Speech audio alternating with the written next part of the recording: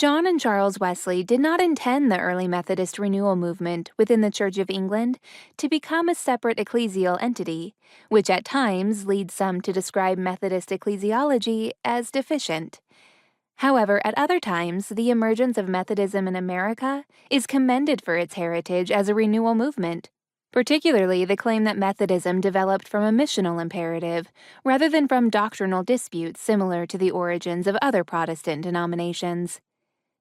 As mentioned in the introduction, Methodism's evangelistic character and missional heritage contribute significantly to its identity as church, or ecclesiology. When considering the nature and mission of the church, this evangelistic and missional character also shapes United Methodism's distinctiveness.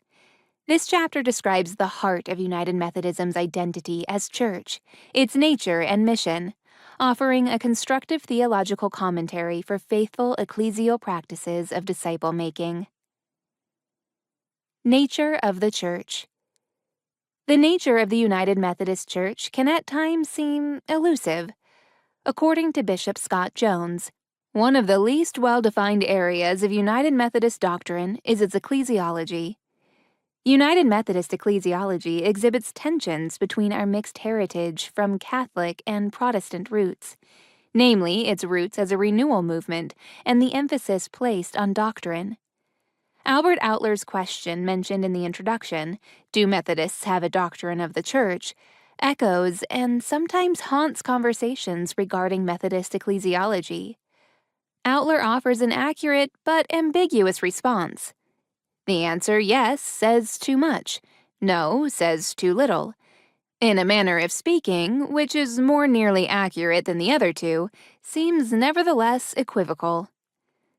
John Wesley's passion and commitment for church renewal, as well as his imperative to spread scriptural holiness, offer a complementing refrain, if not a direct response to questions like Outler's.